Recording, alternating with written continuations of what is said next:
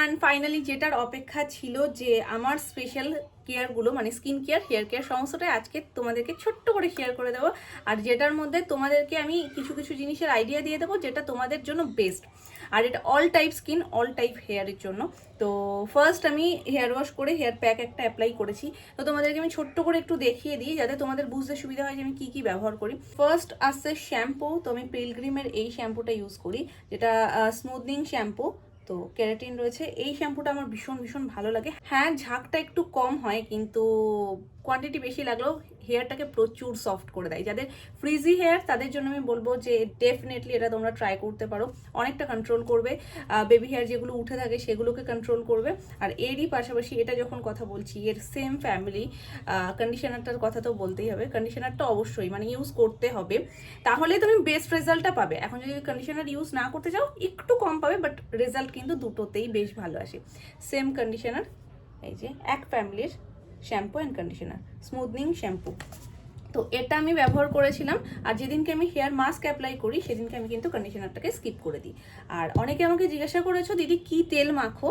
তো আমি অনেক বছর হয়ে গেছে, মানে আমি লাস্ট কবে মেখেছি আমি নিজে ভুলে গেছি। তেল আমি দিই না, কারণ তেল দিলে আমার ঠান্ডা লেগে যায়। যাদের ধরো তেলে কোনো রকমের কোনো প্রবলেম হয় না, লাইট অয়েল যেটা তোমাদের পছন্দ সেটা তোমরা কিন্তু তোমাদের স্ক্যাল্পে খুব ভালো করে ম্যাসাজ করে দেন 1 ঘন্টা পরে শ্যাম্পু করে নিতে পারো।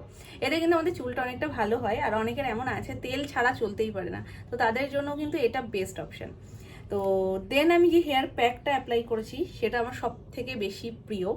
তো এখানে রয়েছে অ্যাবসলিউট রিপেয়ারের মানে লরিয়ালের অ্যাবসলিউট রিপেয়ার এই হেয়ার মাস্কটা। এটা মানে যাদের হেয়ার পুরোপুরি ড্যামেজ হয়ে গেছে, নানান রকমের হিট ব্যবহার করে ফেলেছো, সব রকম করে একদম চুলটার 12টা বেজে গেছে, তাদের জন্য আমি বলবো এটা ডেফিনেটলি একবার ট্রাই করে দেখো। আমার এত ভালো লাগে এটা।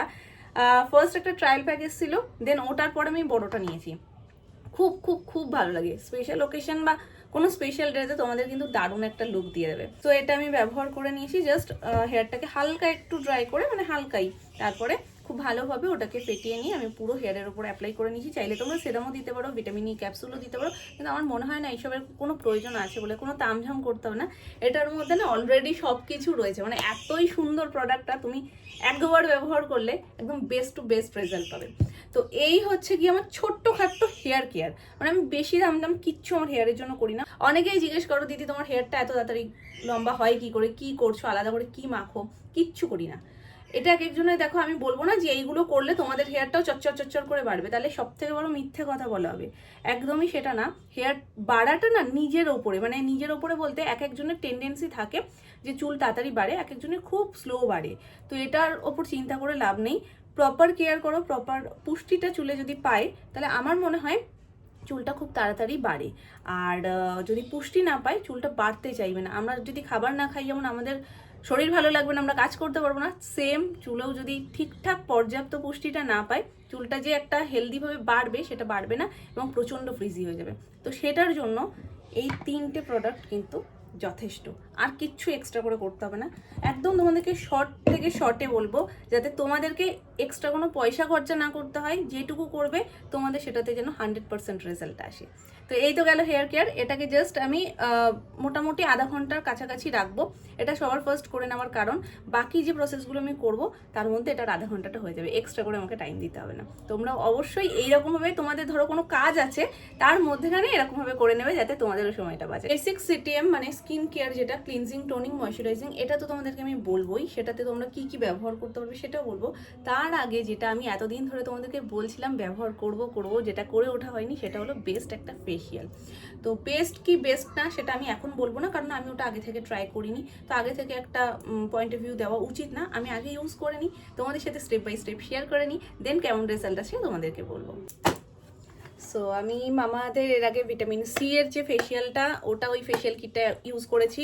আর আমার এখনো পর্যন্ত বেস্ট যেটা লাগে সেটা হচ্ছে গোল্ড ফেসিয়াল, যেটা লোটাসের। ওটা আমার খুব ভালো লাগে। ওকেশন পারপাস, বিয়ে বাড়ি বলো, যে কোনো অকেশনের আগে কিন্তু ওটা ডেফিনেটলি ট্রাই করে দেখতে পারো, যে খুব ভালো, মানে খুব সুন্দর একটা, মানে কি বলবো, গ্লো চলে আসে। তো এটা আমি ফার্স্ট টাইম ট্রাই করছি। এর রিভিউ কেমন সেটা আমি তোমাদেরকে বলে দেবো। বিটরুটের আমার অনেক কিছু বেশ ভালো লাগে, মানে বিটরুটের টোটাল ফ্যামিলি প্যাকটা আমি ইউজ করি।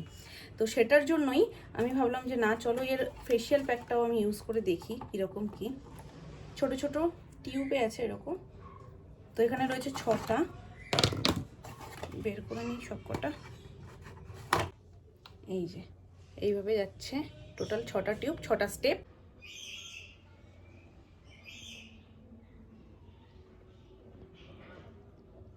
ফার্স্ট হচ্ছে ক্লিনজিং মিল্ক, স্টেপ 1। স্টেপ 2 হচ্ছে স্ক্রাব। স্টেপ 3 হচ্ছে স্মুথনিং জেল। স্টেপ 4 হচ্ছে ম্যাসাজ ক্রিম। স্টেপ 5 হচ্ছে ফেস প্যাক। স্টেপ 6 হচ্ছে সিরাম জেল। তো চলো পরপর স্টেপ বাই স্টেপ তোমাদেরকে ফলো করে দেখাই। আফটার অ্যান্ড বিফোর রেজাল্ট তো তোমরা দেখবে। আমি মুখে কিন্তু কিচ্ছু মাখিনি, জাস্ট একটু জল দিয়ে মুখটা ধুয়ে আসলাম। এবার স্টেপ 1,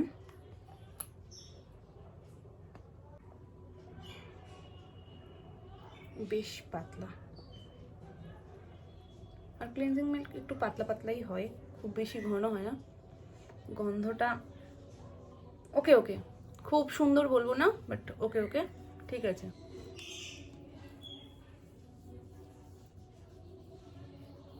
দুটো তিনটে না ছোট ছোট র্যাশের মতন বেরিয়েছে আমার, তো ওটাকে জাস্ট একটু ইগনোর করে নিও।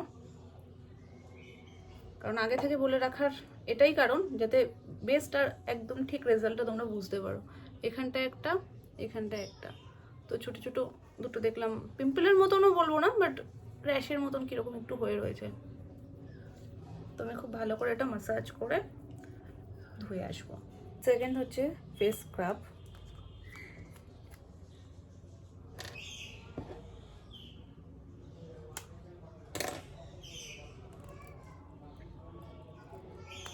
স্ক্রাবের যেরকম টেক্সচার হওয়ার কথা একদম সেম।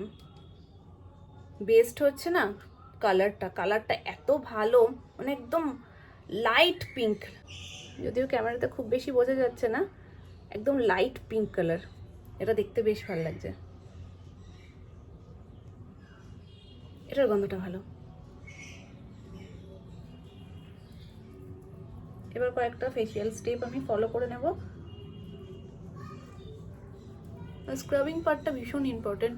স্ক্রাবটা তুমি যত ভালো করতে পারবে তত তোমার ফেসটা ক্লিন করে দেবে, দেন পরপর স্টেপগুলো খুব ভালোভাবে তোমার স্কিনের ভিতরে ঢুকবে এবং খুব ভালো একটা আউটকাম আসবে।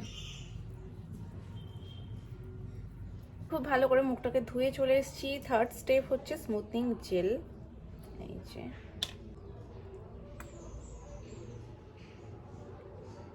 এনাফ, এটা জাস্ট ফেসে ক্রিমের মতন আমি খুব ভালোভাবে অ্যাপ্লাই করে নেব।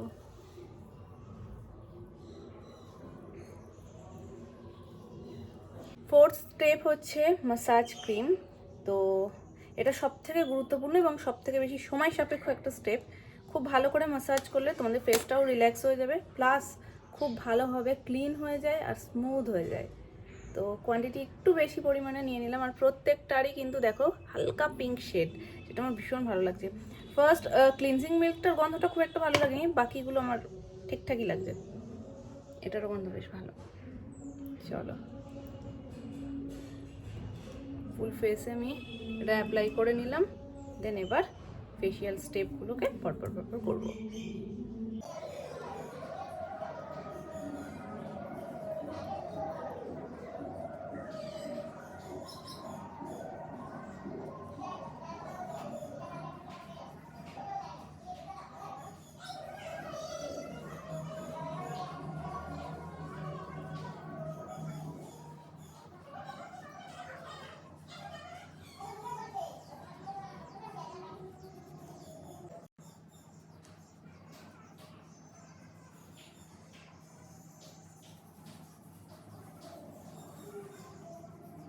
হাফের বেশি স্টেপ ডান, আর কিছুটা তো আমি নিজে ফিল করতে পারছি, তোমরা কতদূর ফিল করতে পারছো জানি না, বাট গ্লো ওয়াইজ আমি বুঝতে পারছি না, কারণ যেহেতু নিজেই করছি, তো ওই জন্য স্টেপ বাই স্টেপ করার পরে না ওইভাবে বোঝা যায় না। তোমরা আমাকে আগে দেখেছো এবং তোমরা আমাকে এখন দেখছো, কোনো ডিফারেন্স দেখছো কিনা তোমরা বুঝতে পারবে। আর ফেসিয়ালে না ইনস্ট্যান্ট ডিফারেন্স আসে না, মিনিমাম 2 দিন ওয়েট করতে হয়। 1.5 দিন থেকে 2 দিনের পর থেকে আস্তে আস্তে স্কিনটা ব্রাইট হয়। তো এবার যেটা সেটা হচ্ছে লাস্ট স্টেপের আগের স্টেপ। লাস্ট স্টেপটা ভীষণই ইজি, বাট এই স্টেপটা হচ্ছে মেন ফেস প্যাক, আর যেটা অ্যাপ্লাই করে মিনিট 15 পর্যন্ত আমাকে রাখতে হবে। তো চলো, ফিফথ স্টেপ ফেস প্যাক।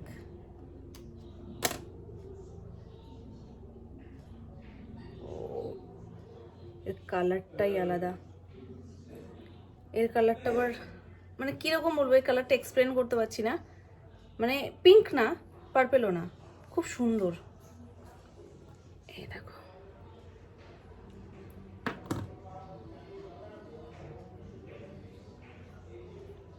তো আপ ডাইরেকশনে আমি কিন্তু ফুল ফেস প্যাকটাকে অ্যাপ্লাই করে নেব, দিয়ে 15 মিনিট মতন ওয়েট করব।